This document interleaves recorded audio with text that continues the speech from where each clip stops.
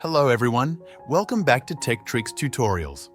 In today's video, I will show you how to join your friend in your own Minecraft world using Minecraft LAN. This method allows two players on the same local network to play together without using a server.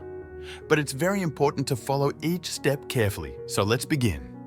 First, open the Minecraft launcher on your computer.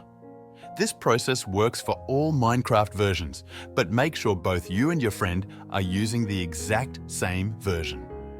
Once Minecraft opens, click on Single Player. You can either create a new world or choose an existing one. After the world loads, press the Escape key to open the pause menu. Then click on Open to LAN. Now choose your settings. You can set game mode to Survival, Creative, or Adventure. You can also choose whether to allow cheats. Below that, you'll see an option for a port number. You can either leave it blank or type your own.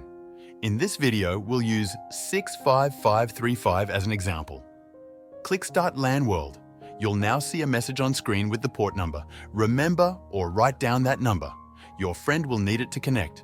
Next, you'll need to find your IPv4 address. To do this, click on the search bar in your taskbar and type CMD, then press Enter to open the command prompt. In the command window, type ipconfig and press Enter. Look for the section that matches how your computer is connected to the internet. Under that section, find the IPv4 address. This is the number your friend will use.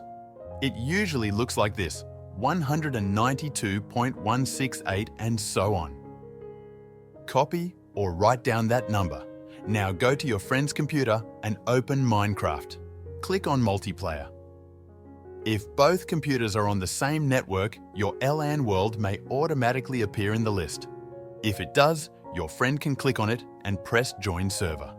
If the world doesn't appear, click on Direct Connection. Your friend should enter the IPv4 address, then a colon, and then the port number. Click Join Server, and your friend should now be able to enter your world. That's it. Thank you for watching.